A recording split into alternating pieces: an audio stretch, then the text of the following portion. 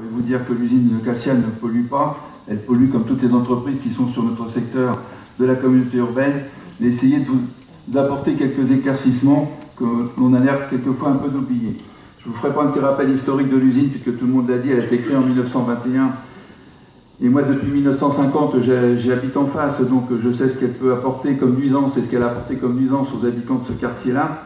Donc je ne reviendrai pas dessus.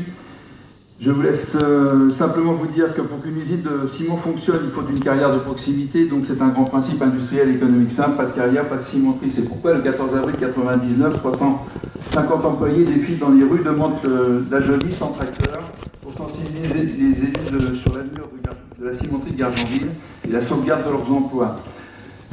Et le paradoxe, c'est que le 14 octobre 2017, à peu près autant de personnes avec une trentaine d'élus se mobilisent accompagnés d'une quinzaine de tracteurs polluants pour sensibiliser les personnels de l'usine qu'il faut que leur outil de travail ferme pour cause de pollution. Voilà, qu'est-ce qu'aujourd'hui qui mobilise? Ce n'est pas tant l'usine, mais surtout l'extension des carrières sur Breil-en-Vexin. Je reste intimement persuadé que s'il n'avait jamais été envisagé une extension de carrière sur Breil-en-Vexin, mais sur Guitrancourt ou Gargenville, nous ne connaîtrions pas l'opposition que nous connaissons aujourd'hui.